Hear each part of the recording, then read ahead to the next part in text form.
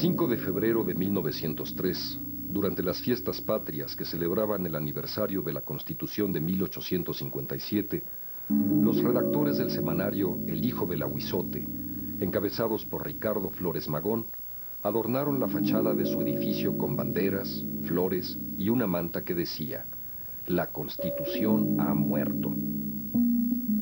Durante 17 años, El Hijo del Ahuizote, semanario de caricaturas, fue una verdadera pesadilla para Porfirio Díaz. Y Díaz fue una verdadera pesadilla para el periódico.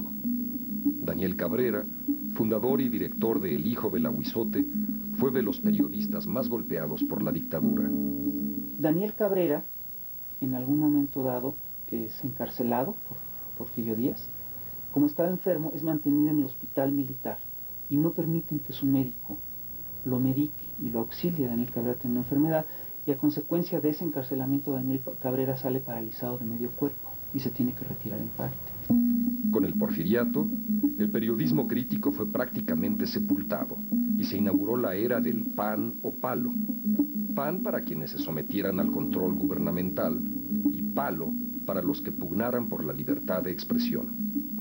Las leyes llegaron a ser tan salvajes que hay una crónica, es decir, en Un Hijo del Ahuizote se reproduce uno de los edictos en los cuales una de las órdenes de aprehensión contra la gente del Hijo del Ahuizote, que es increíble. Se manda encarcelar al autor del artículo, se manda encarcelar al director de la publicación, se manda encarcelar al subdirector de la publicación, a los colaboradores a los tipos que colaboraron en esa publicación que no hicieron el artículo, a los caricaturistas que colaboraron en esa publicación porque son como digamos, ayudantes de o porque contribuyen al crimen, a los cajistas. Se incauta la imprenta y hasta se encarcelan a los voceadores. Hacia fines del siglo pasado, cuando cerca del 80% de la población vivía en el campo y el 90% de los mexicanos eran analfabetas, el gobierno porfirista gastaba sumas millonarias en subvencionar a numerosos diarios. Con el apoyo económico de Díaz, Rafael Reyes Espíndola fundó El Imparcial, diario con el que se inicia en México el periodismo como empresa al estilo norteamericano. Podríamos decir que durante el porfiriato es que cuando surgen las primeras ciudades que podríamos llamar modernas, ¿no? Donde la gente necesita leer la prensa para ya empezar a informarse de ciertas cosas. En las antiguas comunidades, pueblos, asentamientos urbanos, ¿sí?, pequeños, medianos, pues no se requería de la prensa para estar informado. Las noticias iban de boca en boca, en la peluquería, en la tienda, en el bar, en el café, etcétera, etcétera. Con la llegada de Francisco I. Madero al poder, la prensa pasó de la represión y la cooptación, del pan o palo porfirista, a un contexto de libertad de expresión prácticamente ilimitada. Y la prensa sube de tono. Pero también nace del hecho de que no está muy claro quién se va a quedar con el vacío dejado por el régimen de Porfirio Díaz. Y empieza la disputa por el poder entre los triunfadores y los herederos del antiguo régimen. Los diarios ridiculizaban a Madero por su corta estatura, por no tener el gesto adusto, por no ser general, por ser vegetariano, por haberse subido a un avión, por ser espiritista.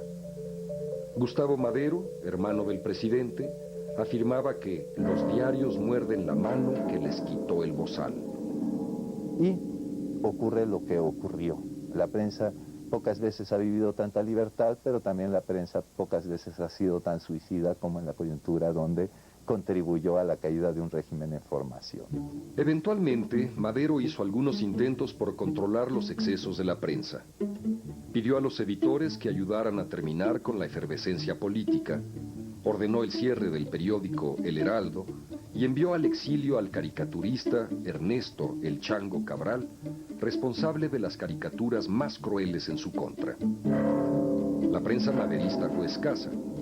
Pocos diarios, como Nueva Era, dirigido por Sánchez Azcona, intentaron defender a Madero. Pero estos periódicos terminaron acompañando a Madero en su derrota. El edificio donde Nueva Era se imprimía fue incendiado por los golpistas durante la Decena Trágica.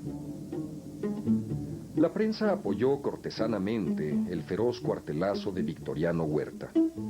Sin embargo, el levantamiento armado en contra del usurpador creció en el norte y en el sur. En el norte, en medio de la lucha, Venustiano Carranza fundó su propio diario, El Constitucionalista. Carranza construye una política de comunicación social, para usar la jerga contemporánea, ¿sí?, pensando fundamentalmente en el fracaso de Madero con respecto a la prensa. No solamente se establecen grupos de trabajo especializados en la producción de materiales, de manifiestos, de artículos, sino que se financian medios. Además, Carranza se hizo fotografiar con frecuencia y tuvo el empeño, digno de un publicista moderno, de forjarse una imagen que proyectara fuerza y orden.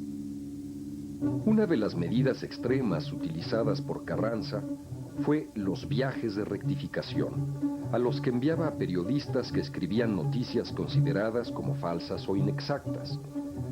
Rigurosamente vigilados y prácticamente sin dinero, los reporteros debían acudir al lugar de los hechos a constatar la falsedad o exageración de sus notas. Aquellos viajes eran vistos como auténticos secuestros y los rescates consistían en escribir artículos aceptables para el gobierno. La prensa constitucionalista se dio tiempo también para presentar a Villa y a Zapata sin otra categoría que la de bandoleros sanguinarios. Con este fin, difundía profusamente la quema de trenes llevada a cabo por tropas zapatistas al mando de Genovevo de la O, y callaba ante las atrocidades cometidas por los soldados carrancistas contra los hombres de Zapata en Morelos. Álvaro Obregón también aprendió a partir de la experiencia maderista y supo usar a la prensa con un sentido didáctico. Obregón y el presidente Calles mostraron su habilidad para manejar a los medios. A manera de advertencia para sus enemigos, ordenaron que la matanza de Huitzilac fuera cubierta con todo detalle. Aquí llama la atención el hecho de que las fotografías de el picadillo que hicieron de las víctimas se haya transmitido a través de los medios. Entonces, allí lo menos que se le ocurre a uno es que o hubo un descuido de quienes tenían posibilidades de controlar el flujo de información, o de que la información fluyó precisamente por decisión de quienes tenían interés en que se difundiesen esas imágenes. Eran otros tiempos y eran tiempos donde el poder todavía se disputaba así.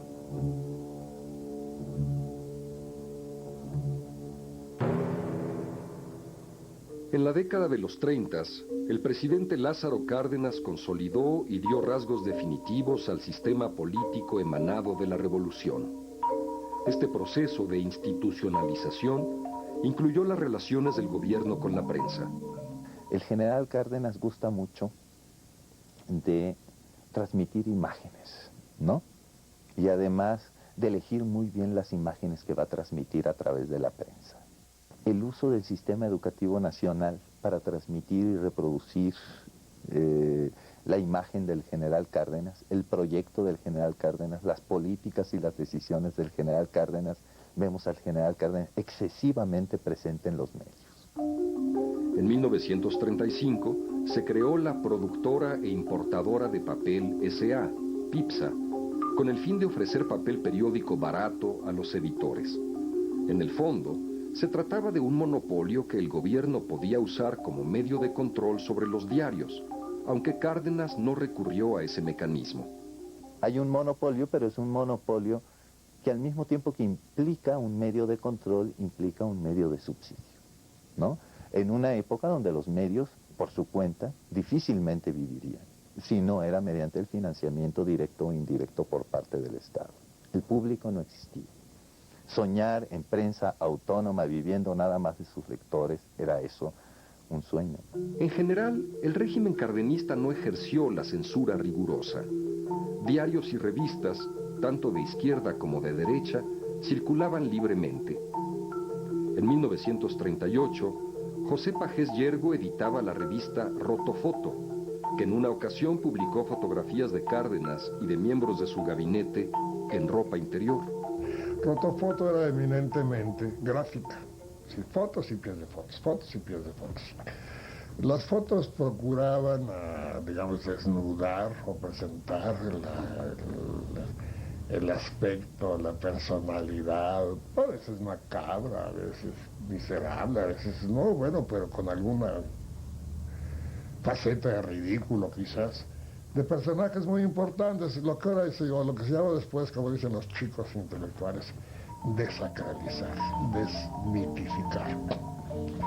Y entonces se veía, por ejemplo, que le diré, Tata Lázaro, el presidente, pero encuclillado comiendo tacos con algunos campesinos en cualquiera una de sus muchas giras que hacía, o su secretario particular, Luis Rodríguez, en calzones, vadeando un arroyuelo, o el torero Rodolfo Gaona, ya retirado entonces, así con su boina que nos parecía barrotero más que torero. En uno de sus números, Rotofoto decidió ir más allá de su estilo habitual y tuvo la audacia de publicar un profuso reportaje gráfico sobre el levantamiento del general Saturnino Cedillo contra el presidente Cárdenas. El gobierno consideró que la revista había ido demasiado lejos y lanzó en su contra a la maquinaria corporativa. La CTM creó la Comisión Nacional de Lucha contra la Prensa Reaccionaria y se convocó a una gran marcha que culminó en el Zócalo. Además, los trabajadores de la cooperativa donde se imprimía Rotofoto se negaron a seguir trabajando. En una ocasión, mi padre llega a la redacción de Rotofoto y le comunica a sus colaboradores que los talleres de Rotofoto han sido incendiados. Y les dijo: señores, les comunico que han matado a Rotofoto. Y uno de sus colaboradores le contestó: qué bueno, Pepe, que mataron a Rotofoto, porque si no, nos hubieran matado a nosotros. La acción contra Rotofoto no se repitió con ningún otro medio. El clima de libertad para la prensa volvió a ser palpable en el umbral de la Segunda Guerra Mundial. El gobierno cardenista rechazó abiertamente el expansionismo militarista de las potencias del eje, mientras que Excelsior y el Universal describieron a Adolfo Hitler y a Benito Mussolini como grandes líderes y vieron con buenos ojos la voracidad alemana de territorio. Entre las revistas políticas de ese periodo, el semanario Hoy destacaba por su franca adhesión al eje. José Pagés Yergo escribió para ese semanario varios reportajes desde Alemania y Japón que lo hicieron célebre. De ahí le sacaron, pues ya lo que sabemos, que fue nasófilo, que germanófilo, que hitlerista, que... Pues él dice que le impresionó muchísimo la figura de Hitler y esas tremendísimas faramayas que armaban los nazis en desfiles, en concentraciones, en asambleas. Pues una gente muy joven, no lo iban a impresionar profundamente, ¿no? Pagés Yergo comparó a Hitler con Napoleón y Julio César y presumió de haber tenido el honor de entrevistar al Führer, aunque la entrevista se limitó a una pregunta que Pagés Yergo le hizo a Hitler en un aeropuerto y que éste ni siquiera contestó.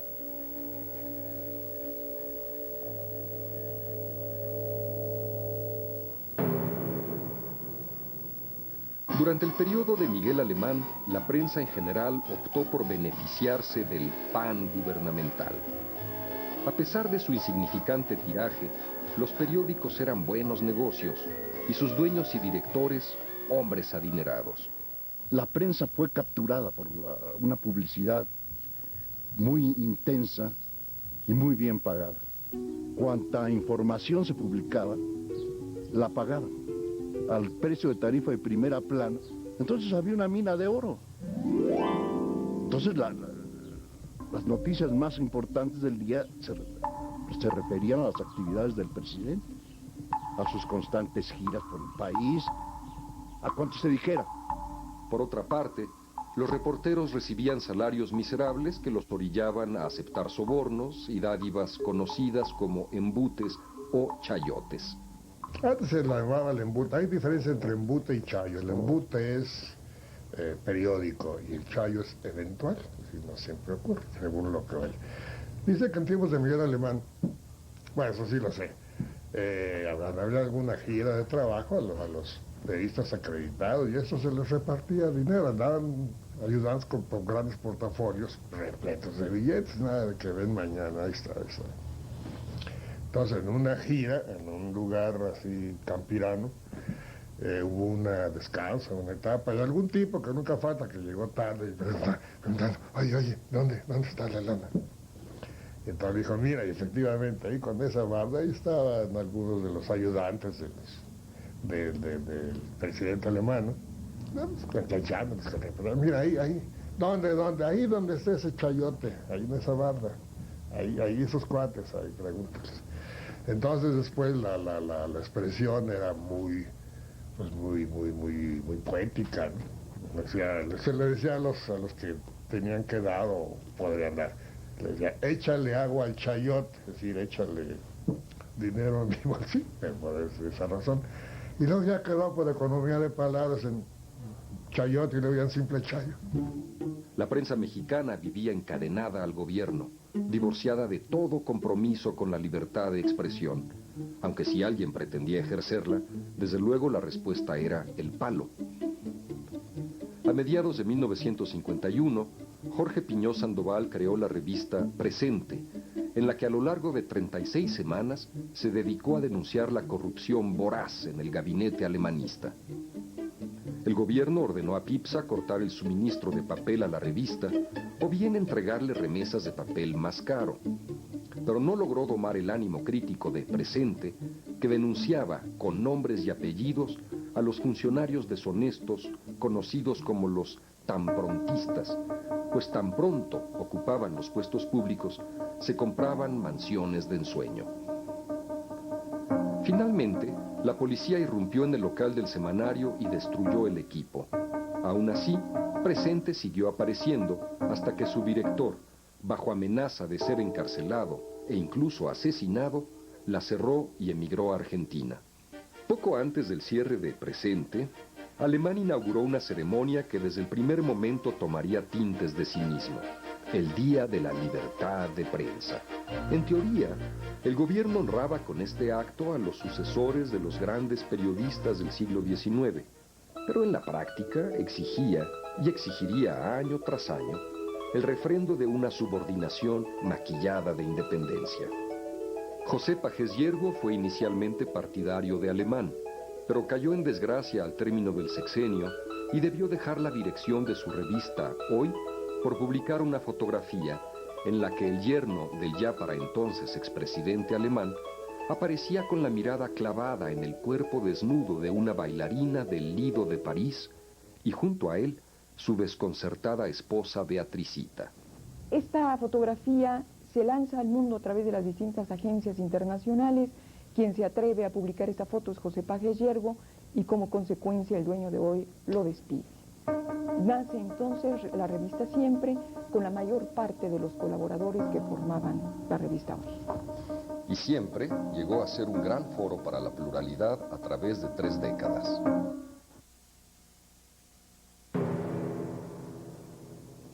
El control sobre la prensa llegó a su punto máximo durante el gobierno de Gustavo Díaz Ordaz. Sin embargo, en ese mismo periodo comenzaron a producirse roturas en la mordaza, especialmente con la elección de Julio Scherer García como director general de Excelsior el 31 de agosto de 1968. En aquellos días en que los estudiantes se habían posesionado del corazón de la ciudad, los diarios callaban la brutal represión a la que venía siendo sometido el movimiento estudiantil o se plegaban a las versiones oficiales.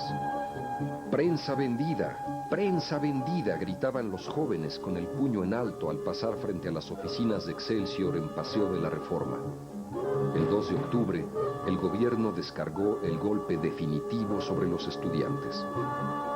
Al día siguiente, ningún medio tuvo las agallas para denunciar la verdadera dimensión de la matanza del día anterior en Tlatelolco. Excelsior fue el que más valor demostró.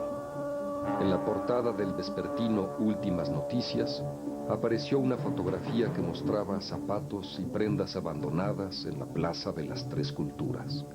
La crítica más fuerte a la matanza de Tlatelolco fue un cartón de Abel Quesada, el gran cartonista que entonces trabajaba en Excelsior, que entintó de negro su espacio, no era más que una mancha negra, no había cartón, no había dibujo, y una pregunta, ¿por qué?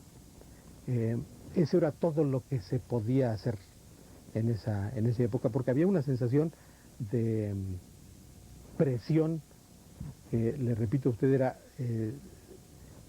se podía sentir, era una presión casi física sobre los periódicos. 2 días después, el presidente Díaz Ordaz le hizo saber a Julio Scherer que se sentía traicionado. Los periódicos estaban dominados por un miedo real, sensible. En Excelsior, donde yo trabajaba entonces, brindamos el 30 de noviembre de 1970, porque terminó el sexenio de Díaz Ordaz, porque nos sentíamos liberados.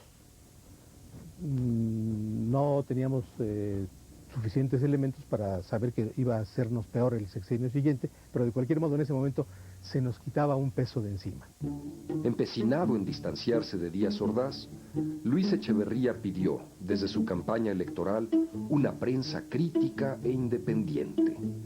Ya como candidato del PRI a la presidencia, Echeverría le aseguró a Scherer: las cosas cambiarán, ten paciencia. Scherer abrió las páginas del periódico a intelectuales de la talla de Octavio Paz, que con el auspicio de Excelsior funda la revista Plural, Vicente Leñero, Gastón García Cantú y sobre todo del gran historiador Daniel Cosío Villegas, quien escribió, cosa inaudita desde hacía mucho tiempo, agudos y corrosivos artículos sobre el presidente de la República. Por un breve periodo, Excelsior ejerció la libertad de prensa a un grado que no se veía en México desde los tiempos de Madero. Entonces, libre información y libre opinión fueron los dos pilares en que se sustentó el desarrollo de Excelsior. Entonces, a pesar de que la sociedad mexicana había comenzado a transformarse en 68 de un modo muy brutal, o había acentuado su marcha transformadora, el periodismo de Excelsior resultó incómodo, resultó desfasado del autoritarismo gubernamental, y entonces muy rápidamente entró en contradicción, entró en conflicto con el gobierno del presidente Echeverría. El presidente no actuó de inmediato en contra de Excelsior, sino que trató de aprovechar el descontento de los empresarios ante la nueva línea editorial del periódico. El caso es que los empresarios estaban muy atemorizados. Acusaban al periódico de comunista. A mí me llamaban comunista. Julio era protector de los comunistas. No, estaban muy enredados. Entonces fueron a visitar a Luis Echeverría, le explicaron sus temores y Echeverría les contestó: pero si ustedes son los patrocinadores, ¿quién le da a Excelsior la publicidad? ¿De dónde provienen sus ingresos? De ustedes. Y ellos entendieron que debían quitar la publicidad. El siguiente paso de Echeverría fue ofrecer a Scherer que la publicidad de las empresas paraestatales sustituyera a los anuncios privados. Su único objetivo, dijo, era proteger la libertad de expresión de intereses particulares. Lo que evidentemente ocurría era que él había abierto la posibilidad de una manipulación, un control sobre el periódico. Por algunos meses, Excelsior se mantuvo gracias a la publicidad de las empresas y organismos del gobierno. Los empresarios se dieron cuenta al cabo de unas semanas de que habían sido ellos también víctimas de una treta del presidente Echeverría, y finalmente, cuando vieron que no estaban ahogando a Excelsior como era su propósito, decretaron la disolución del boicot y la situación se normalizó.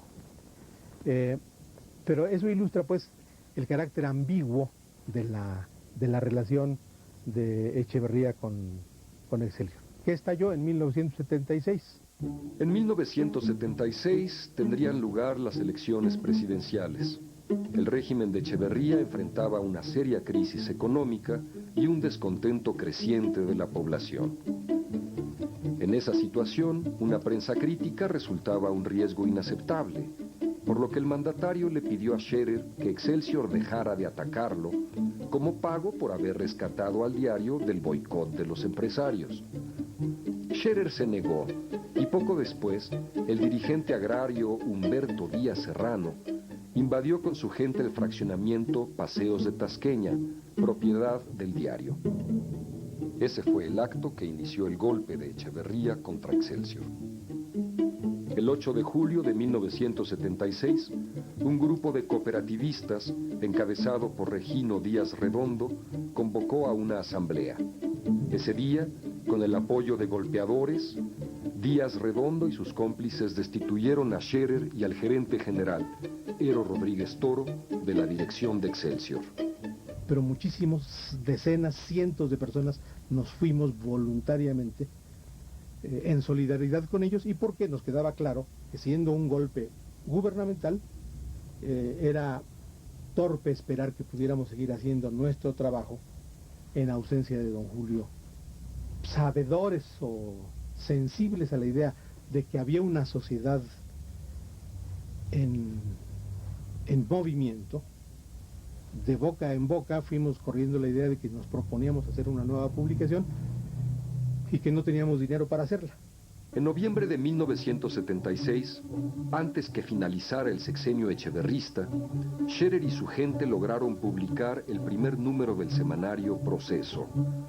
La precaria libertad de expresión que Echeverría intentó sofocar descabezando a Excelsior, renació y proliferó en otros medios independientes. El autoritarismo presidencial había sufrido una derrota irreversible.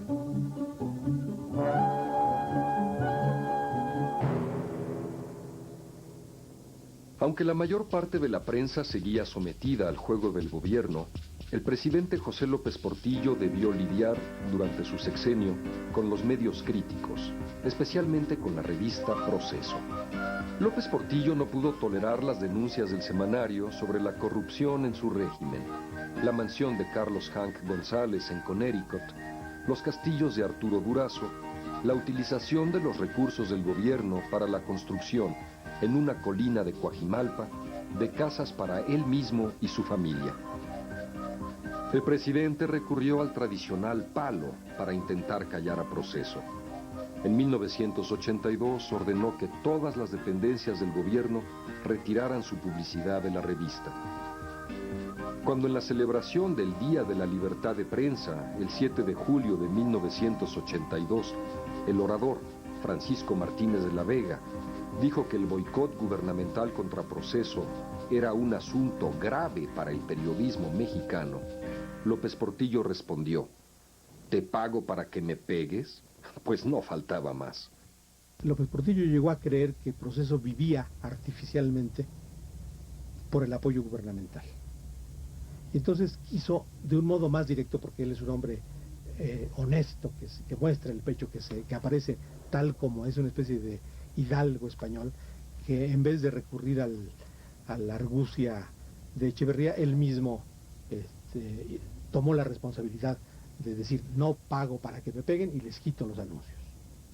Al mostrar que podía vivir de sus lectores y que no necesitaba de publicidad gubernamental, Proceso adquirió una mayor independencia. La revista pudo entonces dar golpes definitivos a la política del secreto y contribuir al destape de temas considerados prohibidos. Yo recuerdo que cuando empecé a trabajar se decía que había 3 cosas que eran intocables en la prensa en México, que eran la Virgen de Guadalupe, porque era sagrada, el ejército, porque era peligroso, y el presidente, porque era sagrado y era peligroso. Ya ninguna de estas cosas se dejan de tocar en la prensa, todas se tocan, y creo que es una cosa que se ha ganado.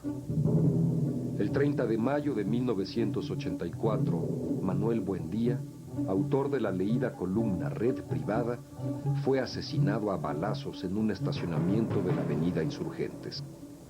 Manuel Buendía había sido un periodista de larga presencia en la prensa mexicana desde mediados de este siglo, especialmente en el periódico La Prensa, del que llegó a ser director, y eso lo vinculó mucho, por la naturaleza de ese periódico, muy dedicado a la información policíaca, lo vinculó con los sótanos de la Procuración y Administración de Justicia. Años después, José Antonio Zorrilla, director en ese momento de la Dirección Federal de Seguridad, es decir, la Policía Política de México, fue encarcelado como autor intelectual del crimen. Aducía como exculpante la amistad que tenía con su víctima, y en efecto eran amigos. Recuerdo la noche del sepelio, la noche del 30 de mayo de 1984, Zorrilla se convirtió en el dueño de la víctima, en el deudo principal. Era como estas películas negras en donde el asesino aparece con enorme naturalidad en la escena del crimen. Llegó de hecho 5 minutos después del asesinato, como si lo tuviera programado. Un periodista tan influyente, tan notorio, fue ultimado además en circunstancias que parecía una puesta en escena. Resultaba fácil pensar que la muerte de Buendía era una clara advertencia a los periodistas que se atreviesen a revelar los vínculos del poder político con el narcotráfico. ¿Qué recuperamos de Manuel Buendía? Recuperamos desde luego la figura del periodista que finalmente es asesinado en la investigación de un tema, ¿no? ¿Qué nos distancia, qué nos separa de Manuel Buendía? Yo diría, nos separa, o estamos separados de Manuel Buendía, el columnista. Estamos separados de Manuel Buendía, el tipo que escribió tantos y tantos textos con fuentes veladas o sin fuentes, que los escribió como los escriben los columnistas, ¿no? Si algo creo que marca y diferencia muy bien a una generación de otra, es la necesidad actual de documentar todo. Es un símbolo, pero como todo símbolo es algo para respetar, pero también para transgredir.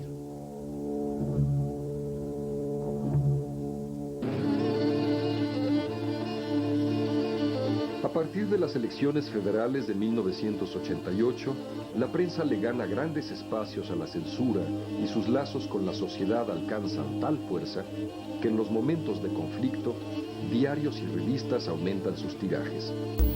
El gobierno de Carlos Salinas de Gortari opta entonces por la persuasión y la seducción antes que por la mordaza. Y al mismo tiempo se mantuvieron las tradicionales formas de cooptación, los famosos aviones de revilas de Luis Echeverría, pues lo repitió Salinas en todos sus viajes, llevaba consigo una cantidad de intelectuales, escritores, bueno, pues los aviones iban cargados, a veces no podían despegar de tantas personalidades del mundo intelectual.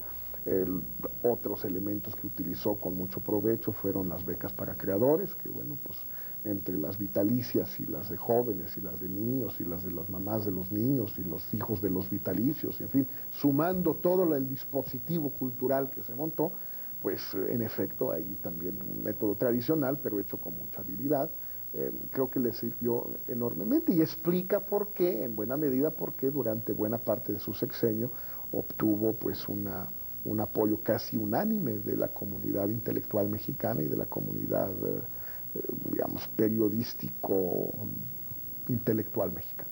Yo pienso que a partir del salinismo la prensa escrita mexicana queda completamente ya al margen de las formas de control, ¿no? El gobierno en ese momento creo que juega la ecuación de, bueno, finalmente los medios escritos llegan a gente informada, gente que lee, gente que tiene cultura, gente a la que difícilmente le vamos a poder ocultar la información, entonces vamos a controlar a la gran masa, vamos a controlar a la televisión. Y creo que ese es el juego que se da en estos 6 años. Salinas puso los mayores empeños de seducción y de la venta de su imagen en la prensa extranjera, para la cual siempre estuvo disponible y a la que siempre supo qué decir, con tal de ser noticia y hacerse de una foto en la portada.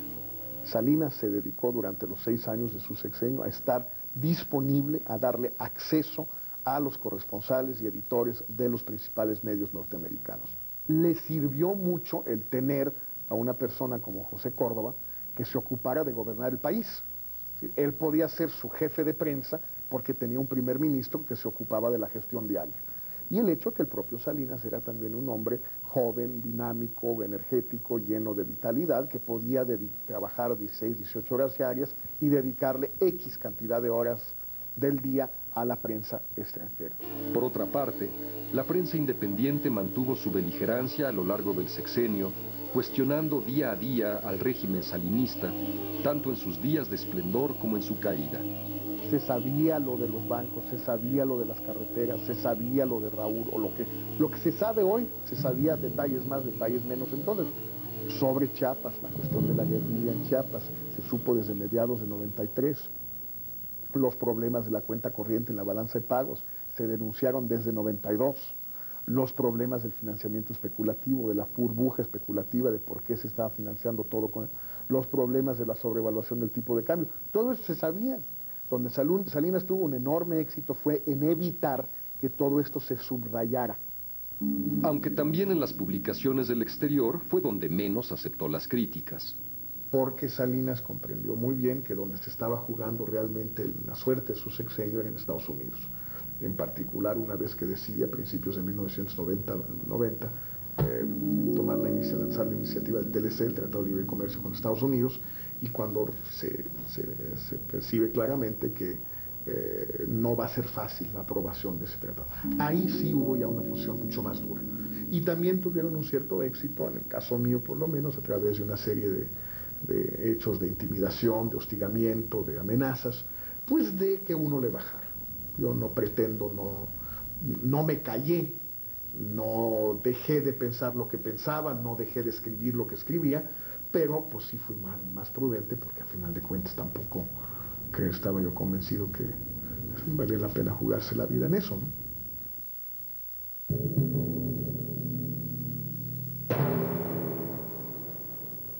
Yo ubicaría en 1993 con Reforma otro momento importante en la historia de la prensa escrita mexicana. Reforma ya no es solamente esa disputa, esa negociación, esos regados, esos pleitos con el poder, ¿no? Es la necesidad de ampliar auditorios, es la necesidad ya no solo de convencer o de transmitir una ideología, sino de tratar de seducir a un lector, ¿no?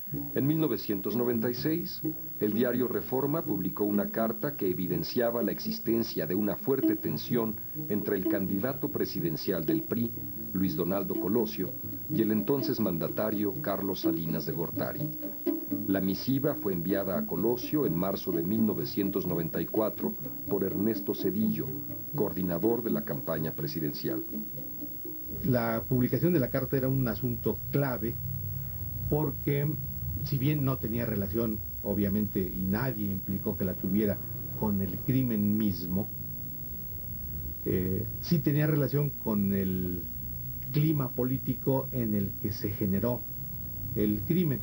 En consecuencia, una indagación cabal del homicidio no puede reducirse a los aspectos puramente criminológicos de encontrar el arma homicida, el autor material, establecer sus motivaciones, procesarlo y encarcelarlo. No basta, no se trata de un homicidio en riña, en una cantina.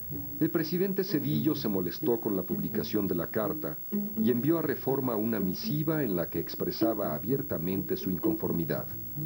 El periódico respondió publicando la carta, lo que seguramente no calmó el disgusto presidencial. Sin embargo, el poder no tomó represalias. Porque la prensa ha ganado espacios, porque la sociedad ha ganado espacios. La prensa no es sino un reflejo de la sociedad. Hoy tenemos la prensa que tenemos diferente de la que teníamos hace 25 años, porque la sociedad es una sociedad distinta de la de hace 25 años. Entonces, ya hoy no es posible que un presidente de la República, aunque tuviera ganas, y quizás se pueden percibir esas ganas en la índole de la comunicación del presidente Zedillo, pudiera actuar como actuó el presidente Echeverría contra Excelsior en 1976. La novedad es que el origen de la represión se ha diversificado. Los grupos de poder y los cárteles de la droga recurren a la violencia para proteger sus intereses afectados por la prensa.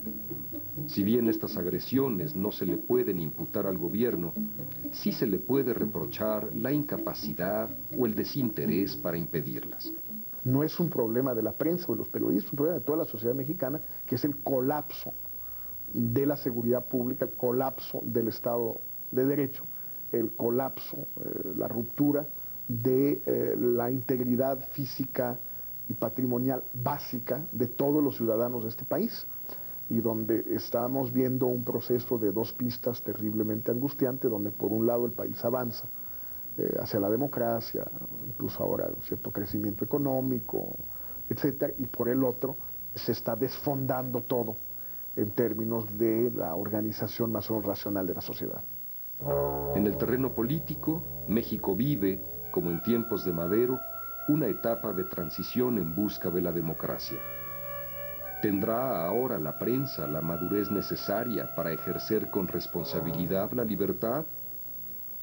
Pasamos de la censura al escándalo, prácticamente sin estaciones intermedias.